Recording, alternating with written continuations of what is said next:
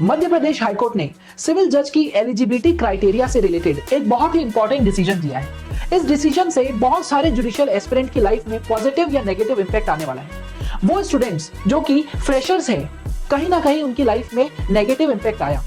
कैसे, इस पूरे मैटर को बहुत ही ज्यादा डिटेल में इस वीडियो में कवर किया गया है। और आप अगर एक सीरियस जुडिशियल एस्पिरेंट हैं तो इस वीडियो को लास्ट तक देख के जरूर समझना कि क्या हुआ है इस डिसीजन। मध्य प्रदेश हाईकोर्ट के डिवीजन बेंच ने इस पर्टिकुलर जजमेंट को दिया है। यह जजमेंट 13 जून 2024 को प्रोनाउंस हुआ है और इस जजमेंट को समझने के लिए टाइमलाइन बहुत ज्यादा इंपॉर्टेंट है।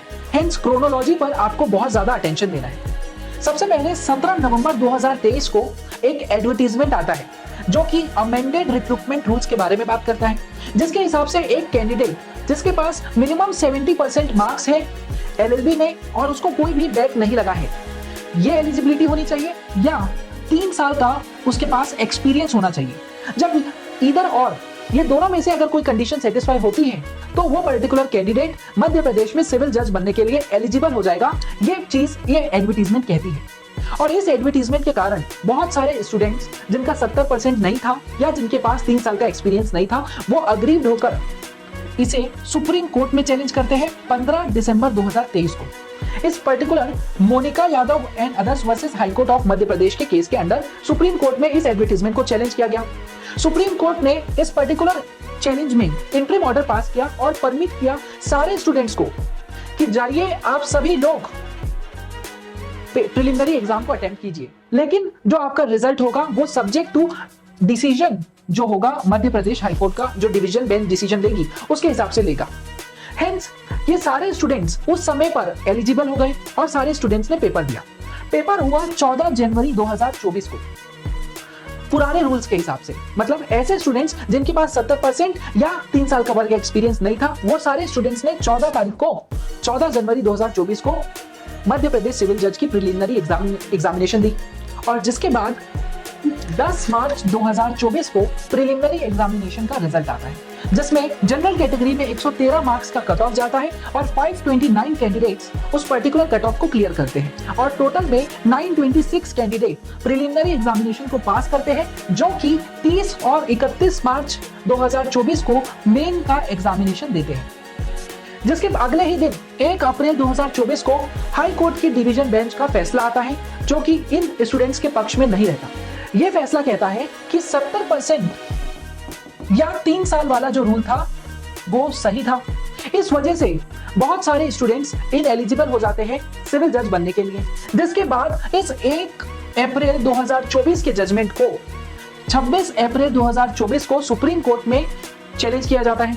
सुप्रीम कोर्ट भी हाई कोर्ट की बात मान लेता है और कहता है कि हाई कोर्ट जो रूल लगाया है नए अमेंडमेंट रिक्रूटमेंट रूल्स वो सही है। जिसके बाद 6 मई 2024 को 2 ऐसे कैंडिडेट्स जो कि इस पर्टिकुलर कट ऑफ से बहुत करीब थे प्लस नए एलिजिबिलिटी रूल्स में भी फिट बैठते थे, वो कैंडिडेट्स हाई कोर्ट में अप्लाई करते हैं कि सर जो आपने रिजल्ट निकाला है उसमें इनएलिजिबल कैंडिडेट्स भी थे और इनएलिजिबल कैंडिडेट्स अगर आप हटा देंगे तो ये जो दोनों स्टूडेंट्स थे जिन्होंने 112 या 108 मार्क्स सिक्योर किए हैं एग्जामिनेशन में, उनका रास्ता क्लियर हो जाएगा। लेकिन हाईकोर्ट जो है वो 7 मई 2024 को वो 2 स्टूडेंट्स की पिटीशन को भी मेरिट्स पे सुनने के बाद डिसमिस कर देता है। जिसके बाद 10 मई 2024 को मेंस एग्जामिनेशन जो 30 तारीख और 31 तारीख को कंडक्ट की गई थी उसका रिजल्ट डिक्लेयर होता है और 25 मई 2024 को प्रेजेंट रिव्यू पिटीशन में इस ऑर्डर के अगेंस्ट चैलेंज किया जाता है, क्योंकि ये जो मेन एग्जामिनेशन का रिजल्ट आया था वो तो इनएलिजिबल कैंडिडेट्स को भी इंक्लूड कर दिया था। हेंस इस पर्टिकुलर प्रेजेंट रिव्यू पिटीशन में जो 10 मई 2024 का मेंस एग्जामिनेशन का रिजल्ट है उसे चैलेंज किया जाता है। आई होप इतनी बातें आपको क्लियर हो गई होगी। और इन सारे रीजंस के कारण इंटरव्यू की डेट्स को अभी भी नोटिफाई नहीं किया गया। इस वजह से जो पूरा रिक्रूटमेंट प्रोसेस है वो इनकम्प्लीट है। अब आसानी से हम ये समझते हैं कि रिव्यूज के क्या ग्राउंड थे, रिव्यू पिटिशनर आखिर चाहते क्या है। रिव्यू पिटिशनर्स का ये कहना है कि जो एंटायर सिलेक्शन प्रोसेस है इनिशियल स्टेज से फ्रॉम प्रिलिमिनरी एग्जामिनेशन से वो subject to decision of high court है। मतलब जो हाई कोर्ट फैसला करेगा उस हिसाब से डिसीजन होगा और हाई कोर्ट ने फैसला कर लिया है कि सिर्फ ऐसे कैंडिडेट जिनके पास 70% मार्क्स है या 3 साल का एक्सपीरियंस है, सिर्फ वही एलिजिबल हो गए मध्य प्रदेश में सिविल जज बनने के लिए। तो ऐसे स्टूडेंट्स जो कि इनएलिजिबल थे और उन्होंने प्रिलिमिनरी एग्जामिनेशन दिया और कट ऑफ को इंक्रीज कर दिया, क्योंकि जब ज्यादा नंबर ऑफ स्टूडेंट्स कोई पर्टिकुलर एग्जाम को देते हैं तो कट ऑफ जो है वो ज्यादा होता है। यही पेटिशनर्स का कहना था। हेंस जो मेरिट लिस्ट है उसे फिर से बनाया जाए, जिसमें सिर्फ एलिजिबल कैंडिडेट्स के ही मार्क्स हो, और इस वजह से कट ऑफ भी नीचे आए, ऐसा पेटिशनर्स का कहना था।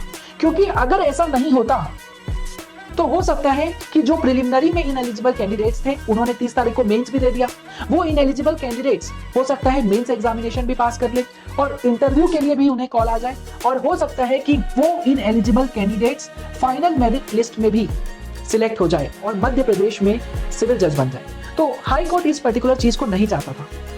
और वीडियो के लास्ट पार्ट को बहुत ही आसानी से समझते हैं कि आखिर जजमेंट में हुआ क्या था।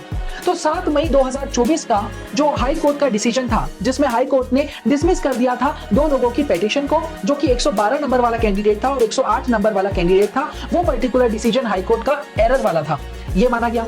सेकंड पॉइंट पे एक्सक्लूड किया, रेस्पोंडेंट को डायरेक्ट किया गया। रेस्पोंडेंट मतलब हाई कोर्ट की एग्जामिनेशन सेल को डायरेक्शन दिया गया कि वो जो प्रिलिमिनरी एग्जामिनेशन का रिजल्ट है उससे सारे इनएलिजिबल कैंडिडेट्स को एक्सक्लूड करे, जिसके बाद एक फ्रेश लिस्ट को रिकम्प्यूट करे, रिकैलकुलेट करे 1:10 के रेशियो के हिसाब से, और ऐसे कैंडिडेट्स जो कि नई लिस्ट के हिसाब से कट ऑफ क्लियर करते हैं उन्हें फ्रेश कॉल लेटर इशू किया जाए, और उन पर्टिकुलर कैंडिडेट्स के लिए उस पर्टिकुलर कैंडिडेट्स के लिए फ्रेश मेन एग्जामिनेशन भी कंडक्ट कराएं, और ऐसे कैंडिडेट्स जो कि इनएलिजिबल थे लेकिन मेंस का एग्जामिनेशन दे दिए थे उन्हें एक्सक्लूड किया जाए from further process.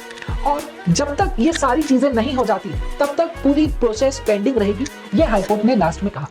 I hope ये जजमेंट आपको पूरी तरीके से क्लियर हो गया होगा, लेकिन दिल दुखाने की कोई बात नहीं है। इट इज अ रियलिटी और हमें इस रियलिटी को फेस करना है।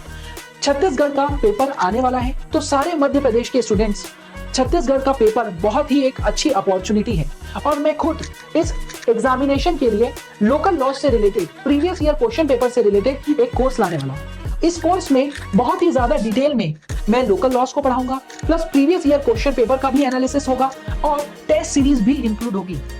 हेंस ये कोर्स बहुत ही ज्यादा बेनिफिशियल होने वाला है, और वो कैंडिडेट्स जो कोई भी रिस्क नहीं लेना चाहते, इवन अगर हम पास्ट ईयर का पेपर देखें 2022 का या 2023 का छत्तीसगढ़ में, तो छत्तीसगढ़ के लोकल लॉस से बहुत ज्यादा क्वेश्चंस आते हैं। हेंस अगर आप चाहते हो कि आप छत्तीसगढ़ के लिए प्रिपेयर करो और मेरे साथ आप प्रिपेयर करना चाहते हो, तो इस कोर्स को आप जरूर परचेज कर सकते हैं। ये course most probably first week of July 2024 को लॉन्च हो जाएगा। अर्लियर ये 21 जून को लॉन्च होने वाला था, लेकिन कुछ रीजंस के कारण ये कोर्स के लॉन्च में डिले हो गया है, और अब ये कोर्स 1 जुलाई 2024 को लॉन्च होगा। अगर ये वीडियो आपको पसंद आया तो एक लाइक जरूर करना और चैनल को सब्सक्राइब जरूर करना।